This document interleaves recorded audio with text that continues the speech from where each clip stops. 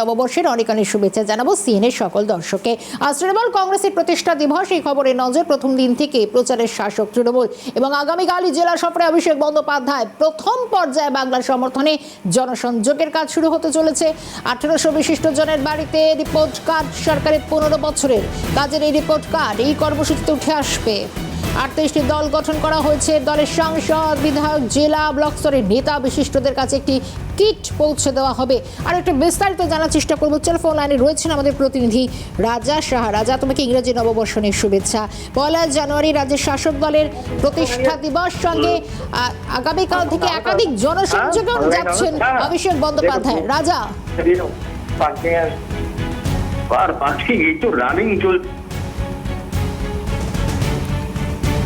রাজা অন এয়ারে রয়েছে, শোনা যাচ্ছে? যে তৃণমূল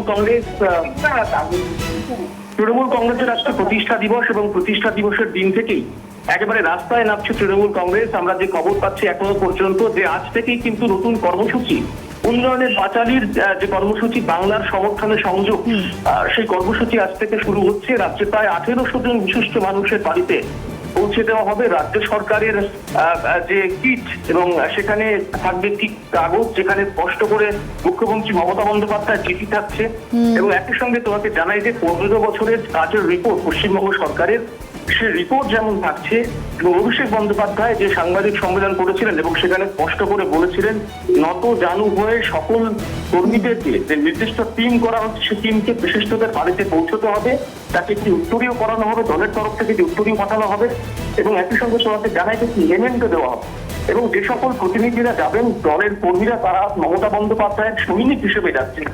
এবং একই সঙ্গে তোমাকে যে বিষয়টি জানাই যে দ্বিতীয় পর্যায়ের যে জনসংযোগ কর্মসূচিটার নাম দেওয়া হয়েছে উন্নয়নের সংলাপ, তাও কিন্তু শুরু হচ্ছে রাস্তা জুড়ে আজ থেকে। আগামীকাল থেকে অভিষেক বন্দ্যোপাধ্যায়, তৃণমূল কংগ্রেস সর্বভারতীয় সাধারণ সম্পাদক, তিনি কর্মসূচি শুরু করছেন। একেবারে বাজিপুর থেকে যতই করো হামলা আবার চিত্তে বাংলা, এই কর্মসূচি তিনি শুরু করছে। প্রাথমিক বার্ষিক কর্মসূচি তখন সব দিকে বলা যায় যে বছরের শুরু থেকে তৃণমূল কংগ্রেস 2026 বিধানসভা নির্বাচনকে সামনে রেখে তারা রাস্তায় নামলেন এবং তাদের লড়াই আন্দোলনের মধ্যে দিয়ে তারা থাকবেন। আমাদের নজর থাকবে পরবর্তী পদক্ষেপের দিকেও। ধন্যবাদ রাজা।